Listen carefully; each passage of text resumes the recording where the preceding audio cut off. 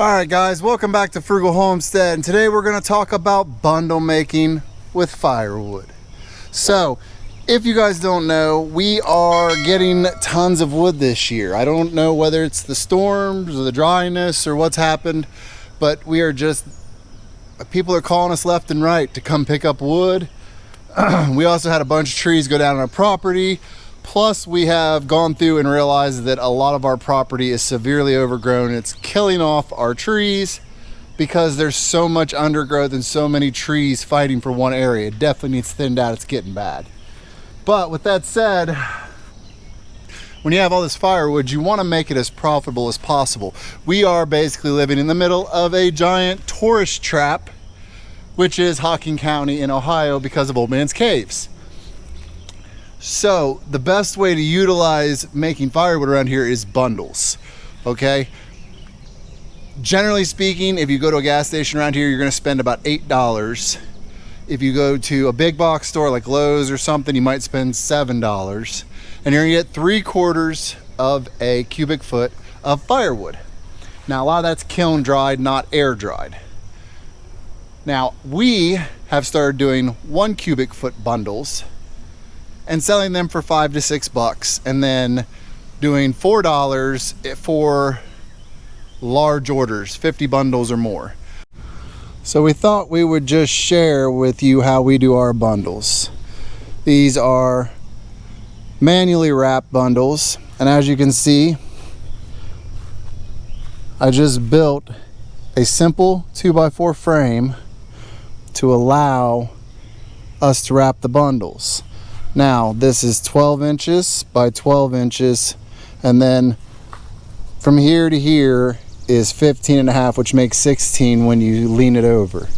So it's actually more than a cubic foot, but it's not bad. Now, the only thing we have not gotten yet is something to make handles on these, because these bundles are pretty big, and I think in the future people are going to want handles. But let's get some wood stacked up on here and we'll show you how we wrap it. So I don't get overly tore up with how perfect the bundles are. I try to stack them kind of tight, and I try to have a good mixture of sizes of wood.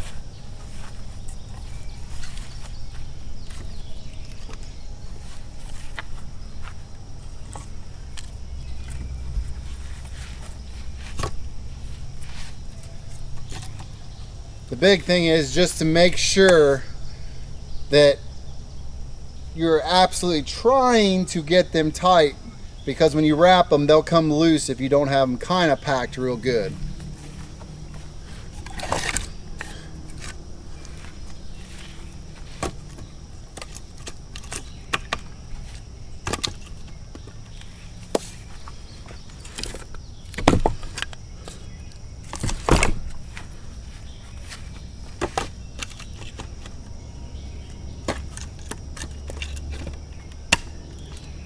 One's a little too big,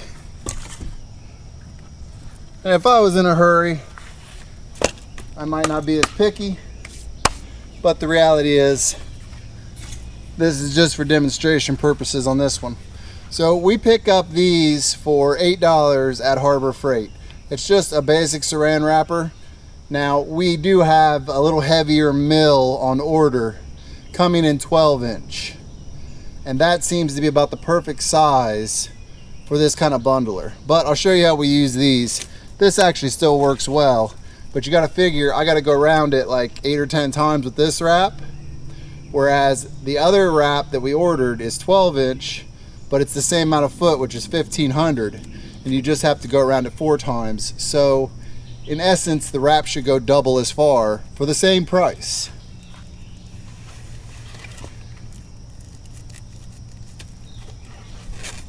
But as you can see, first one's going to be loose, so I try to do a little more.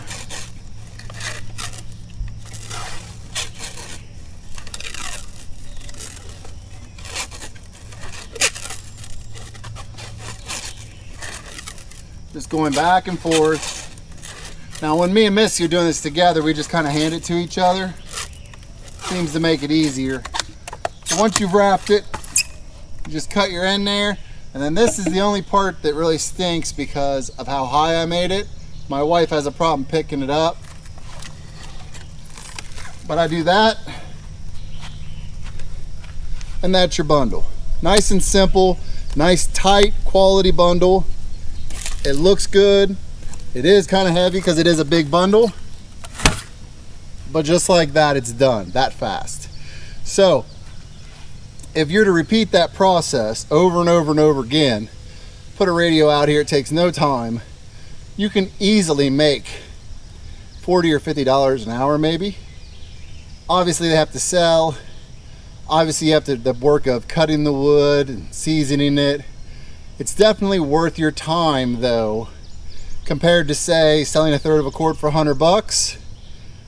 The way we do the math is you end up getting about 40 bundles out of a cord, and that's based on having pieces like this that's not going to make it into a bundle. So even taking that out, we find that we get about 40 per third of a cord. So that said, you should get somewhere around 120 bundles out of a cord. 40, selling them at $5 a piece, you do the math on that. Which is better, that or selling it for $100 a third of a cord? You're quickly going to see that doing bundles is much more profitable, tons more profitable. And people are getting a good product. They're getting more wood than they usually get at these stores for a better price. So in essence, you are giving them a better deal than any of the stores.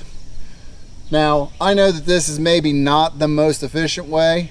Yes, we are looking at the Amish hand crank firewood bundler, and I've been looking at possibly making one myself, which wouldn't be that hard, except for the fact I have so many projects to do, and I have so much firewood to bundle. So it would be a lot easier just to buy one and spend the $800, but I don't know. So we'd love to know what you guys think. Do we build a bundler, or do we buy one of the Amish bundlers that's about $800, that's a hand crank style off to the side? I don't really know what I want to do yet. Missy hasn't said what she wants to do yet, but we definitely got to do something. And me stopping to do that project probably is not as productive as just buying it and let me finish all these other projects. But I hope you liked the video. Just wanted to share how we do it. Possibly you guys could do it. And with that said, if you haven't already, and I don't know why you wouldn't have by now, guys, come on, go down, hit subscribe, hit the notification bell so you can see all of our upcoming videos.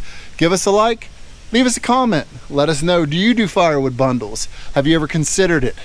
And if so, do you use a manual system like this?